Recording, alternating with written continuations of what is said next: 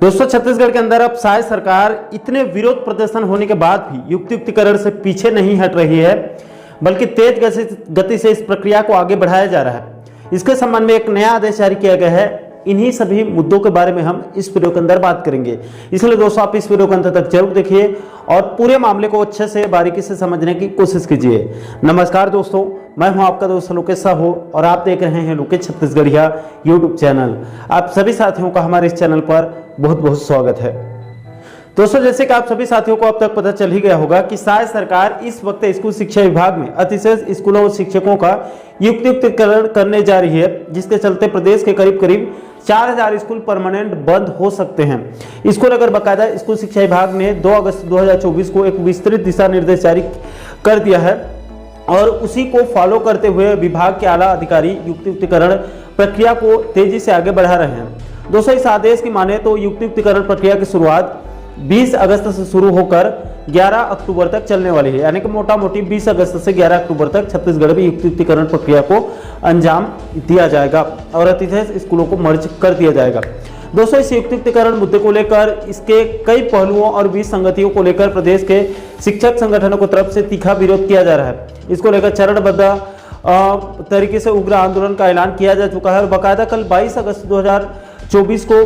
पहले चरण के तहत सभी जिलों में सीएम के नाम सभी जिला कलेक्टरों और जिला शिक्षा अधिकारियों को ज्ञापन सौंपा जा चुका है।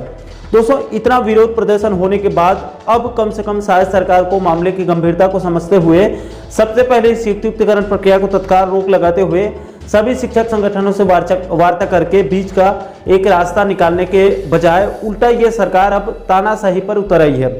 इसके संबंध में उसी स्कूल शिक्षा विभाग के 2 अगस्त 2024 के आदेश को फॉलो करते हुए उसके संदर्भ में डीपीआई ने कल 22 अगस्त 2024 को एक नया आदेश जारी कर दिया है। दोस्तों, जारी इस आदेश में डीपीआई ने सभी जिला शिक्षा अधिकारियों को युक्तियुक्तिकरण मुद्दे पर 2 स्कूल आपस में मर्ज होंगे तो उन स्कूलों के चल अचल संपत्ति और कई अलग अलग डाटा और रिकॉर्ड को भी दूसरे स्कूल में ट्रांसफर करने के संबंध में एक सख्त निर्देश दिया है। दोस्तों, इस आदेश के माध्यम से डीपीआई ने सभी डीओ लोगों से 4-5 कैटेगरी में जानकारी को मांगी है। दोस्तों, इसमें सबसे पहले बिंदु पर युक्तियुक्तिकरण होने वाली शालाओं में चल अचल संपत्ति सामग्री की जानकारी को मांगी है, यानी कि जो स्कूल बंद होगा उसके चल अचल संपत्ति जैसे कि स्कूल की जमीन, खेल का मैदान, खेती किसानी योग्य जमीन, शाला का पूरा भवन, इसके अलावा स्कूलों में कितने अलमारी, कुर्सी, टेबल, बेंच, लोहे के आइटम्स, इसके अलावा बच्चों के बैठने के लिए फर्नीचर, टाट पट्टी, स्काउट गाइड, क्रीडा, रेड क्रॉस, प्रयोगशाला की सामग्री, चाक, डस्टर, इसके अलावा स्कूल में पुस्तक, पत्रिका या जितने भी इलेक्ट्रॉनिक सामान हैं इन सभी की जानकारी को मांगी गई है। इन सभी चीज़ों को भी मर्ज होने वाले स्कूल में ट्रांसफर किया जा सकता है। इसके बाद दूसरे नंबर पर यानी कि ब बिंदु पर बंद होने वाले स्कूलों के शासकीय अभिलेख पंजियों की जानकारी मांगी गई, जैसे कि स्कूल के दाखिल खारिज पंजी, विद्यार्थियों और शिक्षक का अटेंडेंस रजिस्टर्ड, इसके अलावा स्थापना पंजी, नियुक्ति और कार्य मुक्ति रजिस्टर, इसके अलावा स्थानांतरण प्रमाण पत्र, अंक सूची और जाति पत्र, प्रगति पत्र, परीक्षा फल रजिस्टर भी स्कूल में होते हैं। इसके अलावा मध्याह्न भोजन रजिस्टर, इसके अलावा सभी प्रकार के छात्रवृत्ति रजिस्टर, इसके अलावा शाला भवन भूमि संबंधी नक्शा खसरा, इसके अलावा रसीद बुक और कक्षावार शुल्क पंजी, इसके अलावा शाला विकास समिति के रजिस्टर, सभी बैंक का पासबुक, केसबुक, इसके अलावा भंडार पंजी, स्थानीय निधि और उपलेखन पंजी, इसके अलावा एक स्कूल में प्रवेश रजिस्टर, क्रीडा, रेड क्रॉस, इको क्लब जैसे रजिस्टर, इसके अलावा सरकारी आदेश सूचना रजिस्टर, इसके अलावा विभाग से प्राप्त आदेश निर्देश रजिस्टर, इसके अलावा एक स्कूल में पाठ्य पुस्तक, गणवेश, साइकिल वितरण रजिस्टर जैसे सभी प्रकार की जरूरी चीजों की जानकारी मांगी गई है। इन सभी चीजों को स्कूल बंद होने से या मर्ज होने से दूसरे स्कूल में भेजा जा सकता है। दोस्तों, इसके बाद आगे ठीक इसी प्रकार से 3 नंबर पर यानी स नंबर पर चल अचल संपत्ति और अभिलेख के हस्तांतरण के संबंध में निर्देश दिया गया है। इसके बाद चौथे नंबर पर सामग्री और अभिलेखों के संधारण के संबंध में दिशा निर्देश दिया गया है और अंत में 5वें नंबर पर यानी कि ई नंबर पर युक्तियुक्तिकरण होने के बाद उन स्कूलों के अन्य स्टाफ जैसे कि स्वीपर, रसोईया, भृत्य और लिपिक आदि कर्मचारी